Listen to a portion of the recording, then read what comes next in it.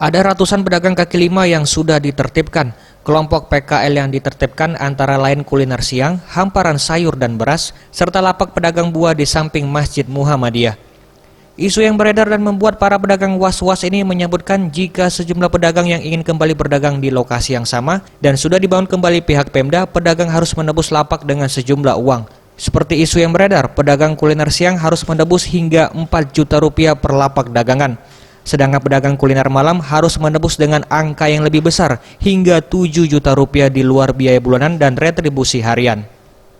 AY, salah seorang pedagang kaki lima di Pasar Lematang, mengaku sangat keberatan jika hal tersebut memang diberlakukan karena sangat memberatkan para pedagang.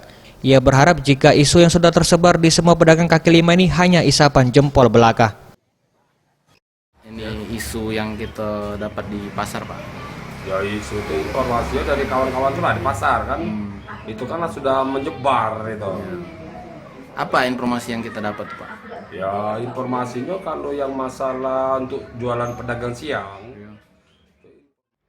itu tidak ada ya. Kalau isu pungutan itu isu yang tidak bisa dipertanggungjawabkan karena itu nanti akan dibuat surat edaran kepada para pedagang dan berdasarkan aturan Perda. Pedagang berharap informasi yang beredar adalah berita bohong dan tidak akan terjadi. Rencananya, para pedagang yang akan menempati lapak yang baru dibangun pihak Pemda Lahat pada 10 Oktober mendatang. Yudi, Sriwijaya TV.